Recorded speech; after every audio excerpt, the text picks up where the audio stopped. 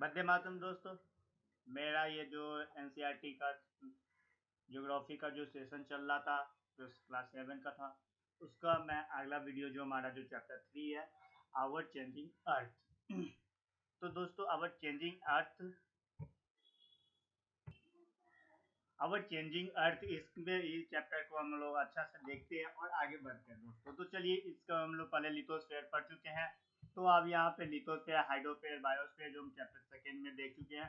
तो यहाँ पर लिथोस्फेरिक प्लेट क्या होता है? जब लिथोस्फीयर जो प्लेट होता है वो ब्रोकन डाउन होता है नंबर ऑफ प्लेट में। मतलब कि जब जो हमारा प्लेट प्लेट जब टूटता है, बहुत सारे प्लेट में टूटता है, उसको लिथोस्फेरिक प्लेट कहते हैं। ये हमारा अर्थ के नीचे में होता है। ये जब हायर क्लास में आप पढ़िएगा कि प्लेट कैसे टूटेगा, फिर कैसे डाइवर्ज होता है, कन्वर्ज होता है, ये सब सीनियर होइएगा आप लोग तो बढ़ लीजिएगा, ठीक है। तो यहाँ पे हम लोग देखते हैं क्या कि जो हमारा प्लेट होता है, हमारा जो अर्थ प्लेट होता क्या है, मेनली जो हमारा जो अर्थ बना हुआ है वो बहुत सारे प्लेट से बना हुआ है। जो प्लेट जैसे Indo Australian plate, Eurasian plate, ये सब प्लेट हो गया, उस पर बना हुआ है। ये क्या होता है, जो प्लेट जो हमारा स्लोली मूवमेंट करता है वो लगभग 1 मिलीमीटर पर ईयर मूव करता है। मतलब एक जो जैसे कि हम लोग मानते हैं, हम लोग इंडिया में है तो हम लोग इंडो ऑस्ट्रेलियन प्लेट पे है। तो ये जो प्लेट है जो एक साल में क्या फ्यू मिलीमीटर मूव करता है, थोड़ा सा मूव करता है। जैसे कि आज कहीं और है, फिर एक साल के बाद थोड़ा सा घसक जाएगा। इसको ही कहते हैं प्लेट का मूवमेंट होना। तो ये मूवमेंट क्या होता है, क्यों होता है? क्योंकि हमारे जो अंदर में मतलब कि मोल्टेड मैग्मा है, अर्थ के इनसाइड में मोल्टेड मैग्मा है, वो मैग्मा क्या करता है, अर्थ को वो जो प्लेट को थोड़ा मूवमेंट करवाता है, ठीक है। जो मोल्टेड मैग्मा है हमारे अर्थ के इनसाइड में, वो सर्कुलेट मैनर में धीरे धीरे एक्टिव हो जाता है, एक्टिव होता रहता है। अब जो हमारा ये जो हमारा अर्थ का मूवमेंट का कॉज क्या है, जो हमारे जिसके कारण अर्थ सरफेस का चेंज होता है। ये मूवमेंट क्या डिवाइड बेसिक क्या इसके फोर्स पे होता है, फोर्स पे होता है, ठीक है। तो यहाँ पे क्या जो फोर्स जो एक्ट करता है, इंटरनल फोर्स जो अर्थ के करता है, उसको इंडो इंडो इंडोजेनिक फोर्स करते हैं। और जो फोर्स वर्क करता है अर्थ के ऊपर में सरफेस में करता है, उसको एक्सोजेनिक फोर्स करते हैं, ठीक है। अब इंडोजेनिक और एक्सोजेनिक फोर्स को हम लोग देख लेते हैं। तो अर्थ का जो मूवमेंट होता है, अर्थ का मूवमेंट ये दो फोर्स के कारण होता है, क्या इंडोजेनिक फोर्स और एक्सोजेनिक फोर्स। इंडोजेनिक चलते हैं, ठीक है। जैसे कि इंडोजेनिक फोर्स में क्या होता है, जो सर्टेनली फोर्स होता है, ठीक है। जैसे अर्थक्वेक हुआ, वल्केनो हुआ, लैंडस्लाइड हुआ, ये सर्टेनली फोर्स होता है, इसकी अनुमान हम लोग नहीं लगा पाते हैं, ठीक है। एक एक डायस्पोरिक फोर्स होता है, जैसे माउंटेन बिल्डिंग होता है, ये धीरे धीरे होता है, ठीक है। ये इंडोजेनिक फोर्स हुआ। फिर एक्सोजेनिक फोर्स में क्या, जैसे इरोजन हो गया, डिपोजिशनल हो गया, रिवर हो गया, रिवर, विंड, सी वेव, ग्लेशियर, ये एक्सोजेनिक होता है। मतलब ये जो हमारा एक्सोजेनिक का फोर्स कहाँ लगता है, वो सरफेस के ऊपर लगता है। इंडोजेनिक फोर्स कहाँ लगता है, सरफेस के नीचे लगता है, ठीक है। तो अब हम लोग आगे चलते हैं। इंडोजेनिक फोर्स के जो प्रोड्यूस होता है समटाइम, वो क्या सर्टेनली होता है, वो उसके कारण क्या करते हैं, वहां पर सोलरली मोशन होता है। और सर्टेनली मूवमेंट होने के कारण क्या, जैसे अर्थक्वेक, वोल्केनिक इरप्शन, और ये जो हमारा मास डिस्ट्रक्शन कहाँ हमारे अर्थ पे होता है। ये मेनली जो फोर्स कहाँ एक्टिव होता है, ये मेनली फोर्स हमारे इनसाइड द अर्थ होता है, लेकिन इसका प्रभाव कहाँ पड़ता है, प्रभाव हमारे अर्थ के ऊपर पड़ता है, ठीक है। तो उसके बाद लिथोस्फेरिक प्लेट हम एक बार और देख लेते हैं। यहाँ पे दिया हुआ लिथोस्फेरिक प्लेट क्या होता है, अर्थ का वो क्रस्ट जिसमें बहुत सारे लार्जर और स्मॉलर प्लेट हो जाता है धीरे धीरे। क्या वो उसका स्लैब क्या होता है, जो कंटिनेंटल या जो ओशनिक फ्लोर होता है, वो धीरे धीरे टूट जाता है, ठीक है। उसी को कहते हैं लिथोस्फेरिक प्लेट।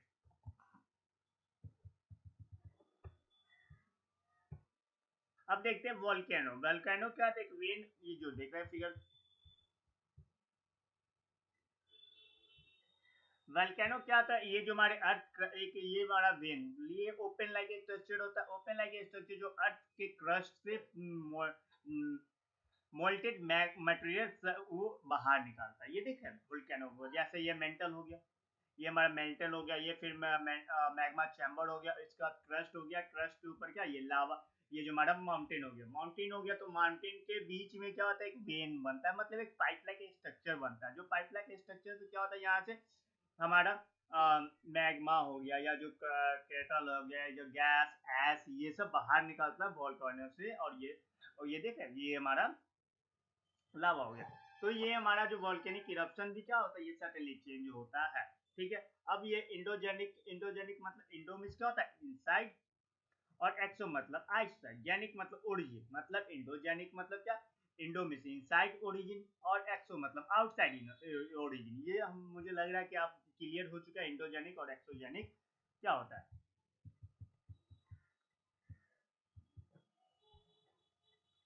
उसके बाद जो हम देखते हैं क्या, जो हमारा लिथोस्फेरिक प्लेट होता है उसका मूवमेंट, क्या मूवमेंट होने के कारण जो हमारे अर्थ पर वाइब्रेट होता है, जो वाइब्रेट ट्रैवल करता है पूरे अर्थ सरफेस पर, जो ये वाइब्रेशन को ही हम अर्थक्वेक कहते हैं।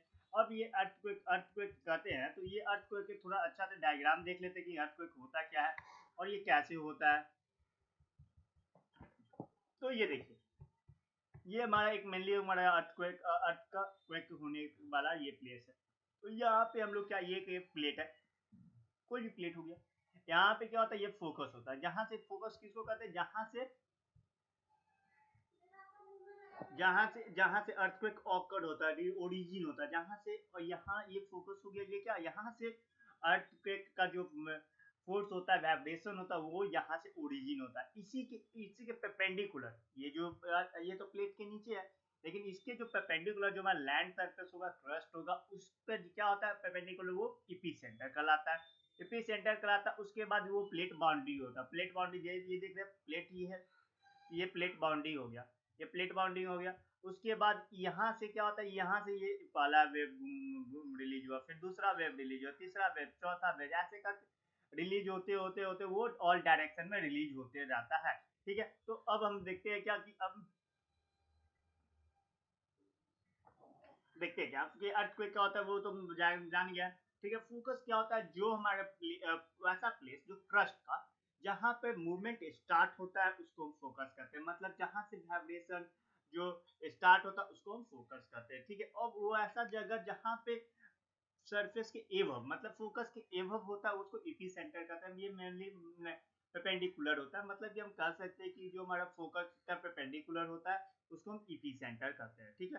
तो उसके बाद जो वाइब्रेशन क्या होता है बाहर आता है ईपी सेंटर के, वो बहुत डैमेज करता है ईपी सेंटर के, उसका स्ट्रेंथ अब जैसे जैसे इंक्रीज करेगा तो कम डैमेज होगा, जैसे जैसे स्ट्रेंथ अर्थक्वेक का डिक्रीज करेगा तो कम डैमेज होगा, जैसे जैसे अर्थ का इंक्रीज करेगा तो वो ज्यादा डैमेज करता है। अब हम देख लेते क्या,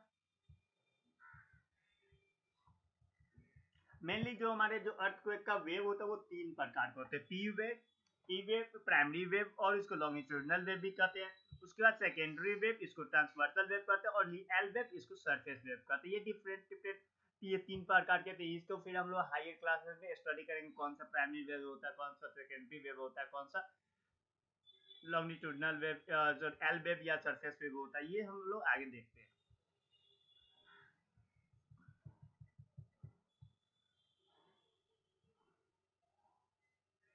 अब हम देखते हैं क्या, जो हमारा जो अर्थक्वेक आता है, ये जो अर्थक्वेक है, जो हमारा जो प्रिडिक्शन जो पहले ही से लगा लेते हैं, कुछ जो एनिमल होते हैं, जो एनिमल स्टडी करते हैं उसके बिहेवियर को, जैसे फिश जो पॉन्ड में रहता है वो क्या हलचल कुछ करने लगता है, सांप बाहर आने लगता है, अचानक सांप क्या होगा कि बाहर आने लगेगा। उसके बाद मछली सब भी अचानक क्या नदी या जो तालाब में उसमें तो कुछ ज्यादा ही हलचल करने लगेगा, या जो एनिमल लोग होते हैं वो सब कुछ ज्यादा ही कुछ अनमैनर एक्टिविटी करने लगते हैं, जिससे हमको पता चल जाता है कि क्या कि हमारा ये अर्थक्वेक आने वाला है। अब जो हमारा केस स्टडी देख लेते हैं, जो अर्थ को जो हिट किया था भुज को, वो जो मतलब ये क्या था 6.9 रिचार्ज स्केल का था, जो भुज को ये 26 जनवरी 2001 में हुआ था।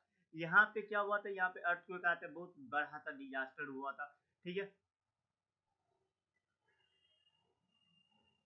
लगभग क्या हुआ यहाँ पे कि 971 स्टूडेंट और 31 टीचर क्या किए, अपने लाइफ को खो दिए थे।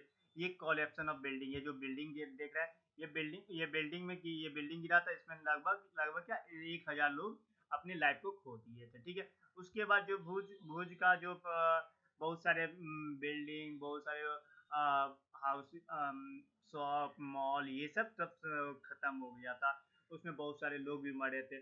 फायर जो बहुत सारे जगह पे क्या चारकोल और जो कुकिंग टर्न था उस समय आग लग गया था, ठीक है। बहुत सारे डिजास्टर हुआ था। और इसके बाद हम चलते क्या कि अर्थक्वेक का जो मेजर किया जाता है वो सिस्मोग्राफिक एक मशीन होता है, उससे मेजर किया जाता है। जिसमें क्या अर्थक्वेक का मैग्नीट्यूड नापा जाता है, जो रिचार्ज स्केल में बनाया जाता है। जैसे कि हम अर्थक्वेक का नॉर्मल जो 2.0 या उससे लेस वाला को हम लिटिल कहते हैं, उससे कुछ ज्यादा अनुभव नहीं पड़ता है। जो अर्थक्वेक क्या होता है देखिए, अर्थक्वेक जैसे कि 5 आएगा, 5 से 6 जाएगा, एक रिचार्ज स्केल जाएगा, लेकिन क्या होगा उसका डैमेज 10 गुना ज्यादा हो जाता है, ठीक है। जैसे क्या होता है कि जैसे यहाँ पर देखिए, अगर मान लेते हैं कि अर्थक्वेक 5 आया और एक टाउन का 10 घर गिर गया और बहुत सारे घर गिर गए, 10 घर के मानते गिर गए। लेकिन क्या वो अर्थक्वेक 6 उसी टाउन में आएगा, एक एग्जांपल पे उसी टाइम में आया और उसी टाउन में आएगा, तो क्या होगा वो 6 क्या एक ही रिचार्ज स्केल पे एक ही बढ़ रहा है, लेकिन क्या 10 गुना ज्यादा होगा, मतलब 100 घर गिर जाएगा। इस करने का मतलब कि एक रिचार्ज रेट का डिफरेंस होता है और गिरता है, मतलब कि डैमेज कितना 100 गुना हो जाता है, ठीक है। तो जो हमारा अर्थक्वेक है मेनली जो मैं 5.0 मतलब कि होता है वो क्या थोड़ा डैमेज करता है। 6 से क्या हायर मैग्नीट्यूड और 7 में सबसे ज्यादा होता है, और अर्थक्वेक ये 9 मैग्नीट्यूड तक जाता है। अब अर्थक्वेक प्रिपरेशन कैसे किए, जैसे कि हम लोग अगर घर में रहते हैं तो अर्थक्वेक आया तो क्या करेंगे, जैसे कि सेफ स्पॉट क्या होता है, जैसे किचन हो गया, किचन के जो काउंटर हो गया, टेबल, डेस्क, उस सब के अंदर में हम अगर कॉर्नर में दीवार के कॉर्नर में काउंटर, डेस्क ये है उसके अंदर छुपेंगे तो क्या बचने की ज्यादा उम्मीद है। या जो हम लोग घर से बाहर रहेंगे तो ऐसा प्लेस ढूंढेंगे जो जो कहाँ पे जहाँ पे कोई ज्यादा पेड़ नहीं हो, फिर जो ज्यादा पोल नहीं हो, ये सब ना हो, ठीक है।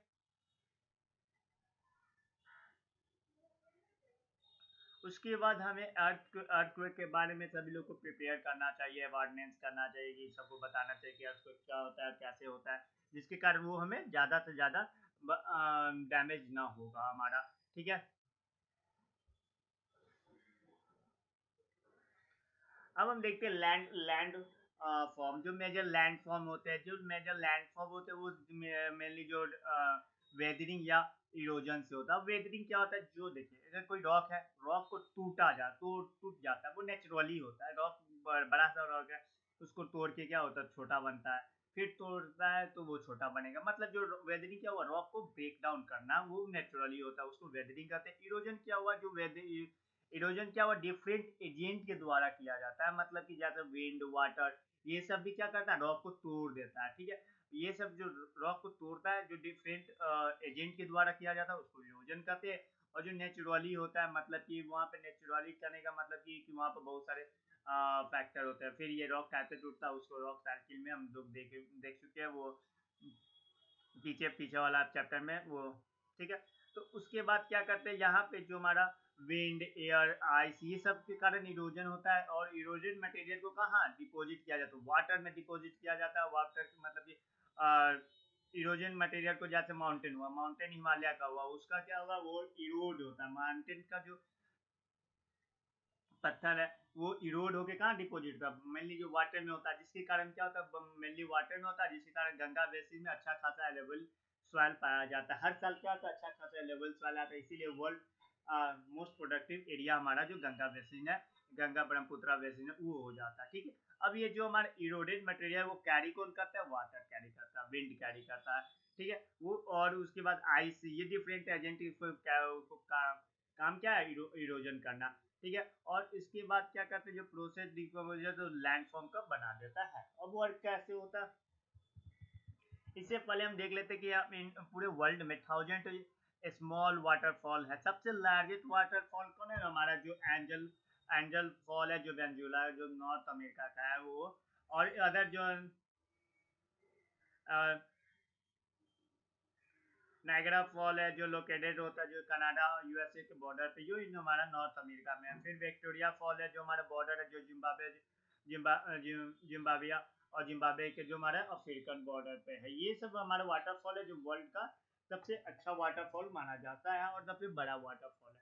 ठीक है, अब वर्क कैसे होता है, वो जो हमारा रिवर है वो अपना वर्क कैसे करता है। जैसे पहले देखिए रनिंग ऑफ वाटर, जो रिवर इरोड करता है लैंड जब क्या होता है, जब हम बताया कि हिमालय से जो इरोड हो रहा है मटेरियल, मतलब सॉइल इरोड रहा है, वो कहाँ आएगा, वाटर में आएगा। वाटर में आएगा, वाटर मतलब कि रिवर में आएगा। तो रिवर क्या करेगा, उसको लेके आता है गंगा बेसिन पे गंगा बेसिन पर लेके आता है, और जिसके कारण वर्ल्ड का सबसे प्रोडक्टिव एरिया मेरा गंगा बेसिन होता है। ठीक है, उसके बाद जो देखिए यहाँ वाटरफॉल क्या होता है, देखिए यहाँ पे देख रहे हैं कि एक रिवर आ रहा है और क्या होता है, सडनली वो फॉल कर रहा है, वाटर फॉल कर रहा है, जिसके कारण क्या होता है यहाँ पे ये वाटरफॉल बनाता है।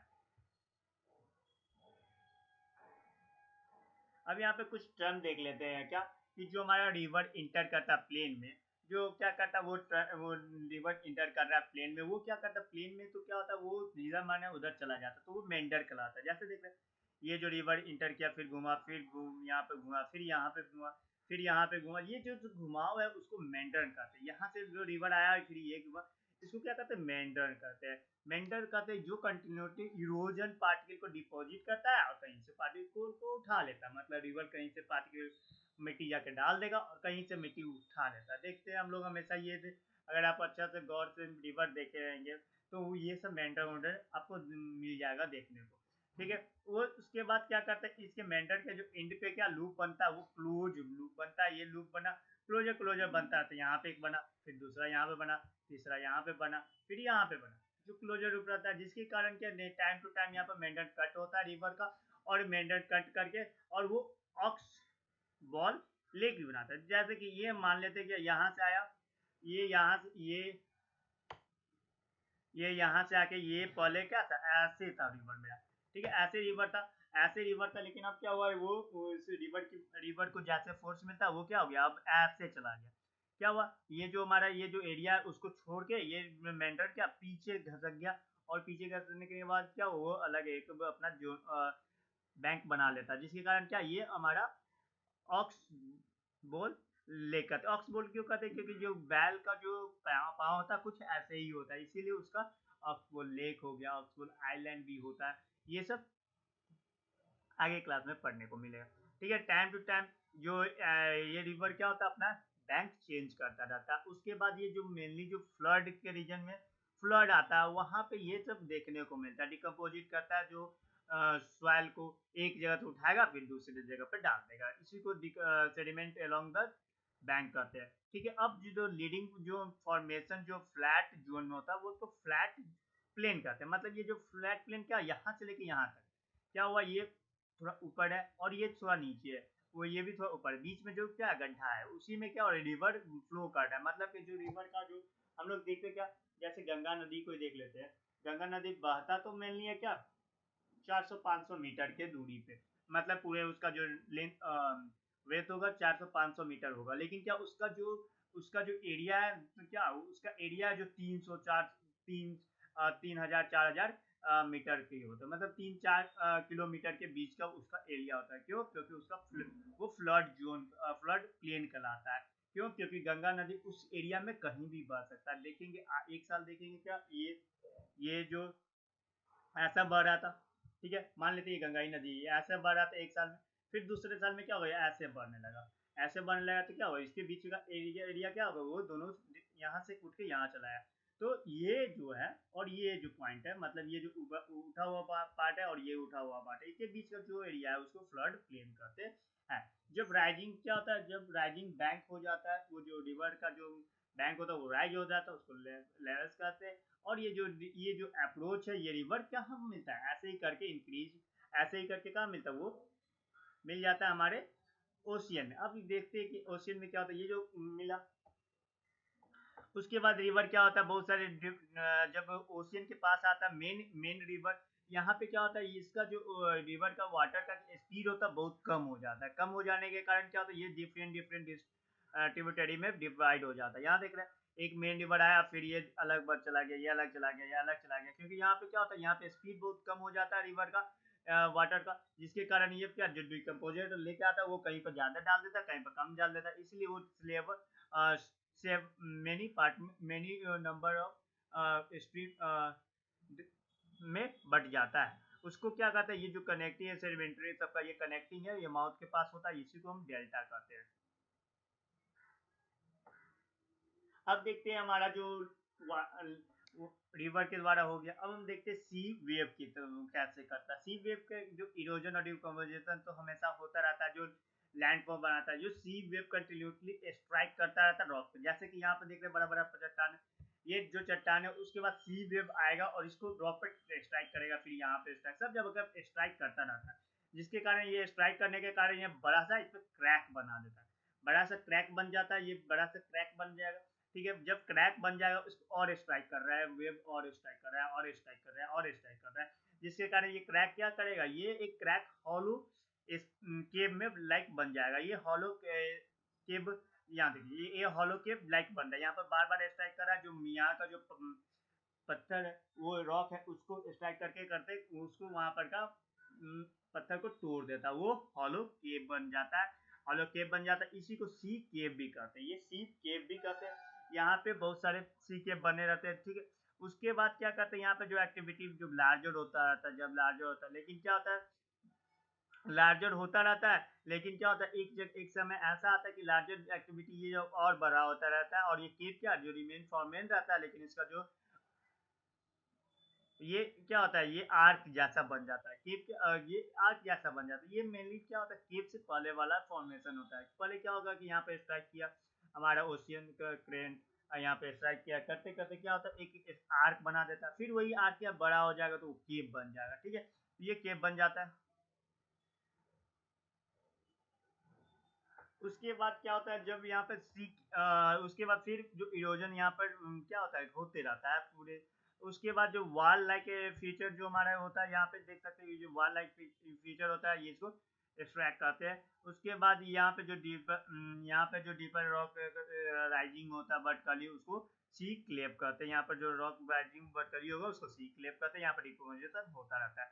अब हम देखते हैं क्या, अब वर्क जो हमारा आइस के द्वारा होता है, इरोजन आइस के द्वारा होता है, जो हम देखते हैं ग्लेशियर मेनली क्या हमारा वाटर में, वाटर ग्लेशियर क्या होता है, ग्लेशियर का जो आइस होता है जो वाटर में आता है वो इरोड करके लेके आता है, बहुत सारे बोल्डर डायजन सॉइल स्टोन ये सब लेके आता है, और वो कहाँ रिवर में डाल देता है, रिवर में डाल देता है, और उसके साथ क्या आइस जो मेल्ट होके आता है उसके फिलअप करके वाटर और ब्यूटीफुल लेक का फॉर्मेशन बनाता है, जो माउंटेन में ही होता है। ये सब देखने को मिल जाएगा आपको। फिर उसके बाद मैटर कैरी करके आता है ग्लेशियर का, जो स्मॉल और बिग पीस ऑफ रॉक का। फिर यहाँ पे जो हमारा सिल्ट लेके आता है, सैंड और सिल्ट जो डिकम्पोजिट करता है, जो ग्लेशियर के मॉडल कराता है। अब हम देखते हैं क्या, अब हम देखते हैं जो हमारा विंड के द्वारा किया जाता है वर्क, क्या कि वर्क जो हमारा विंड के द्वारा इरोजन कैसे किया जाता है। ये एक्टिविटी जो हमारा मेनली हमारा जो डेजर्ट रीजन है वहां पर देखे हैं क्या, जैसे कि एजेंट जो हमारा इरोडेड एजेंट और डिकम्पोजेड एजेंट यहाँ कौन होंगे, विंड होंगे, जो हमारे डेजर्ट रीजन में होगा। डेजर्ट में देखे होंगे क्या कि ऐसा शेप जो मशरूम लाइक स्ट्रक्चर होता है, जो वहाँ का पहाड़ को मशरूम माउंटेन कहते हैं। क्यों मशरूम माउंटेन कहते हैं, क्योंकि कभी भी वो क्या होता है ढह जाता है, कभी भी वो बन जाता है। अगर ये सब जो पहाड़ देख रहे हैं, ये सब पहाड़ क्या फ्यू सेकेंड में अगर विंड आएगा तो ढह के यहाँ पर गड्ढा हो जाएगा ऐसा, और यहाँ पे जो गड्ढा है तो ये फ्यू सेकेंड में यहाँ पर पहाड़ जैसा बन जाएगा। ठीक है, ये इसीलिए इसको मशरूम रॉक भी कहा जाता है, या मशरूम माउंटेन भी कहा जाता है। ये erosion lower section of area में जो रॉक होते हैं, या जो अपर सेक्शन ऑफ एरिया का जो पार्ट होता है वो उसके ज्यादा मतलब अपर से लोअर में आता है। ठीक है, अपर से लोअर में आके यहाँ पे बना देगा। ठीक है, बना देगा, फिर वो आगे चल जाएगा। जब विंड ब्लो करता है ये उस समय होता है, ये जब तूफान आता है उस समय ये सब बनता रहता है, यहाँ पे माउंटेन बनता रहता है सैंड का। यहाँ पर लिफ्ट और जो ट्रांसपोर्टेशन सैंड one place to another place होता रहता है जब विंड आता है। उसके बाद उसके बाद ये जो विंड स्टॉप हो जाता है, सैंड फ्लो बंद हो जाता है, तो क्या लोअर हिल लाइक स्ट्रक्चर बना देता है, इसी को सैंड ड्यूम कहते हैं। मतलब ये जो ये लोअर हिल है, यहाँ पे भी लोअर हिल है, यहाँ पे भी लोअर हिल, इसको सैंड ड्यूम कहते हैं। ठीक है, सैंड ड्यूम में बहुत सारे फाइन पार्टिकल और लाइटर वेट का होता है, और इसी को जब जब ऐसा ही सैंड डिकम्पोजिट हो जाए लार्ज एरिया में, ये लार्ज एरिया में डिकम्पोजिट हो गया, तो इसको लोस कहते हैं। ठीक है, तो ये जो हमारा जो चाइना में ये इसमें ज्यादातर लोसिस बनता रहता है, यहाँ पे फॉर्म होता रहता है। ठीक है दोस्तों, तो इस प्रकार से मैच चैप्टर खत्म हुआ। आशा करते कि और लोग को समझ में आया होगा। समझ में आया होगा तो मेरा चैनल को सब्सक्राइब कर दीजिए, लाइक कर दीजिए और ज़्यादा से ज़्यादा व्यू शेयर कर दीजिए। ठीक है दोस्तों, फिर मैं अब जो ज्योग्राफी का अगला चैप्टर है वो मैं फिर अगले दिन लेके आता हूँ। वंदे मातरम दोस्तों।